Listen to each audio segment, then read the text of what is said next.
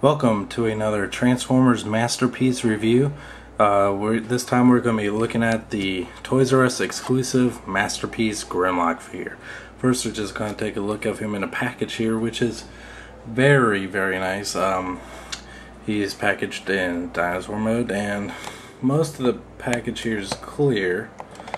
See, it says Transformers on the front. Level 4 advanced. Look at him from the side. I like how it's packaged, like it's not a perfect square box. See some of the features on him.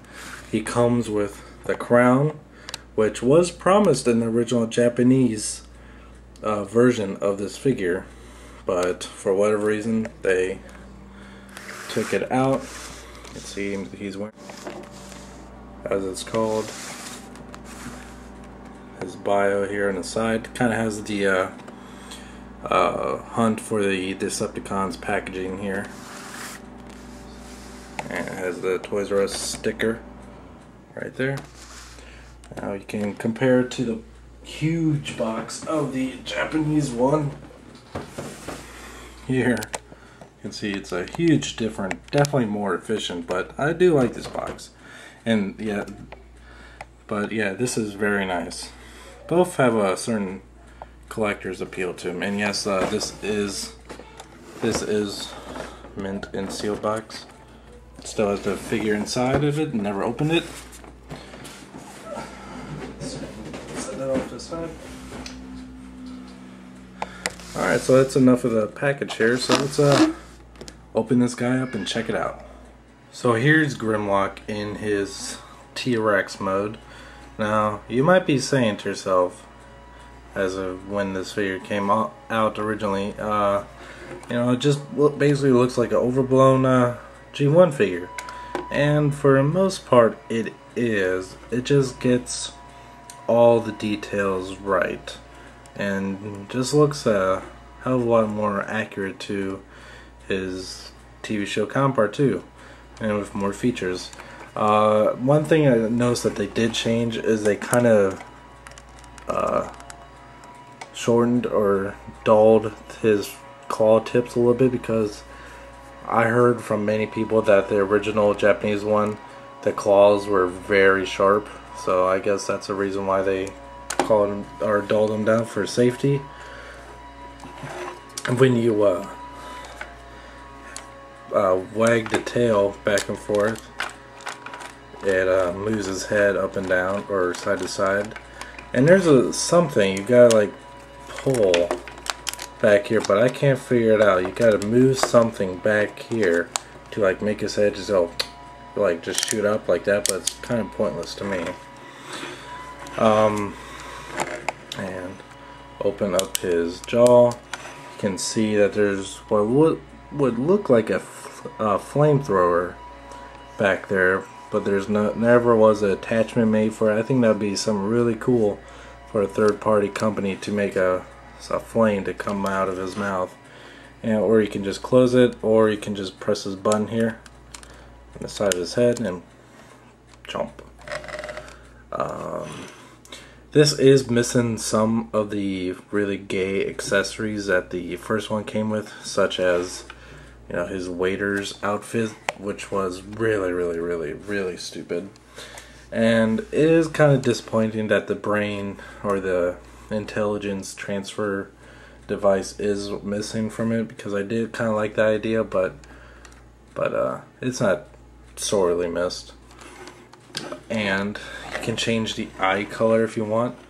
I prefer blue, but you can lift this up and spin it around. Oops, gotta spin it this way. And now he has red eyes. So if you want to go by the comic book or the original toy look, so you can have the option there. So it's really nice that they include those details, and just get a look at the detail of this thing, which has a lot of it on. Is a little chrome tail.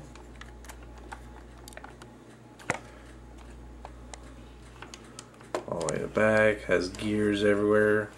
and bolts everywhere. It just gives it a more mechanical look. It has a very nice Autobot symbol on the front. So yeah, very nice looking. Definitely is a great display piece for in this mode. It's just the way you really see him most. He really seems to be naturally in his T-Rex mode.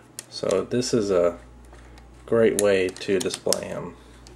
So it's that's about it. So let's go on to his transformation. To start the transformation, just go on to take the chest apart and flip it open like this and expand them out like that. Take the head, flip it all the way around, and it'll slightly peg in place there. Take the whole robot chest piece, slide it up. Now it's just going to kind of hang loose there for a little bit till you get the legs situated. Separate them out and start to expand them. Flip it around. The legs are a little bit awkward. Fold this piece up. And the tail goes in there, like so. Alright, do the same thing for this side.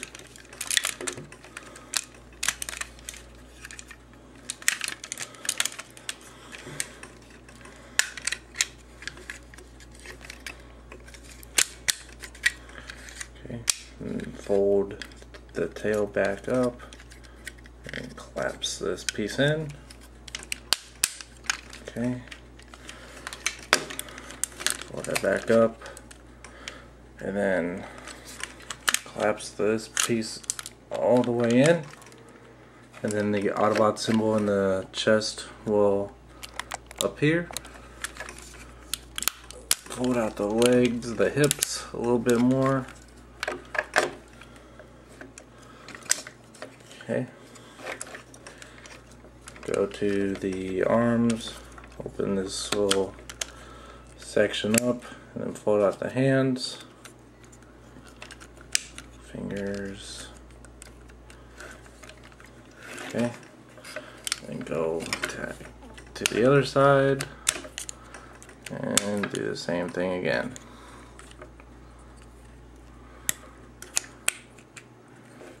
Okay, and that's him in robot mode.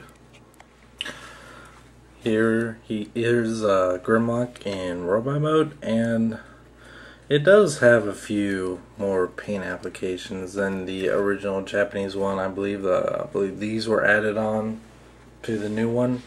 A couple more on the legs, I think. But yeah, more or less it is exactly the same as the Japanese version, just minus some of the accessories. It does have a couple really cool features. Can do the same thing with the eyes here. There's a switch in the back.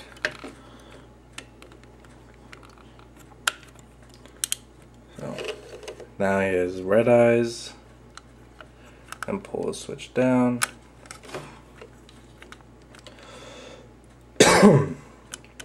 Now he has blue eyes. The whole thing just kind of rotates around inside his head. And just like in Dino mode, I prefer the blue eyes. And he does come with a couple weapons.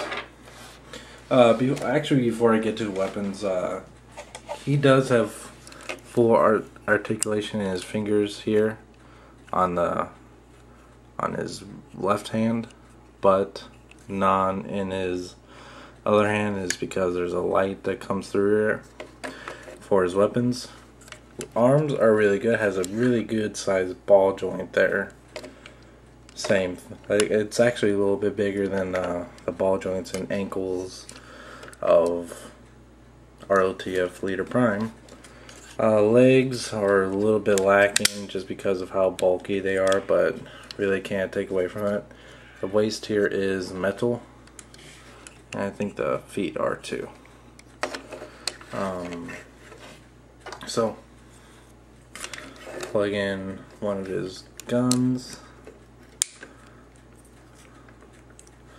and you can see it lights up.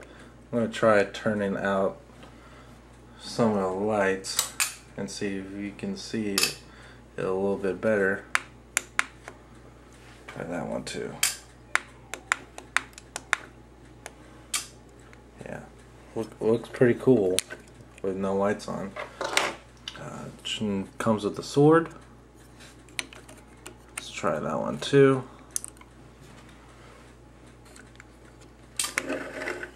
Yeah, that one looks real cool.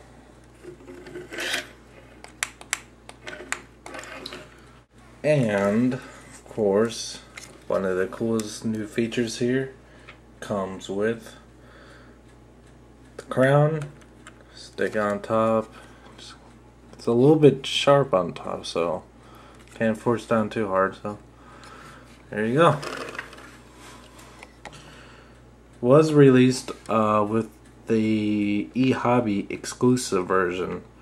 The crown was, and it was also a third party accessory made by iGear, I think.